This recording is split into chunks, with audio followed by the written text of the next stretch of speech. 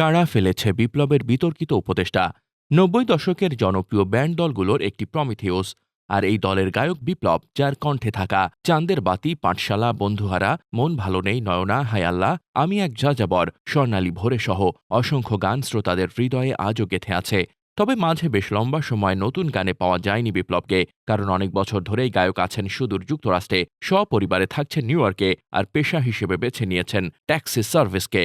সম্প্রতি আবারও গানে নিয়মিত হয়েছেন ৯০ দশকের জনপ্রিয় এই ব্যান্ড শিল্পী, অংশ নিচ্ছেন দেশটিতে অনুষ্ঠিত বিভিন্ন স্টেজ শোতেও। সঙ্গে সময় পেলেই নতুন গান নিয়ে হাজির হচ্ছেন তিনি। তারই ধারাবাহিকতায় বিপ্লব এবার গাইলেন দেশের চলমান রাজনৈতিক সংকট নিয়ে, কণ্ঠে তুললেন উপদেষ্টাদের নিয়ে গান। শিরোনাম বিতর্কিত উপদেষ্টা।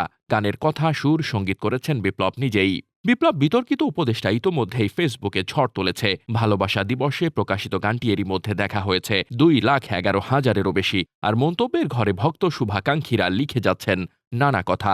গানটির প্রশংসার পাশাপাশি অনেকেই শিল্পীর কাছে অনুরোধ রেখেছেন গানে আবারও নিয়মিত হওয়ার। ভক্তদের প্রত্যাশা, বিপ্লব আবারও প্রমিথিউস নিয়ে দেশের মঞ্চে সরব হবেন।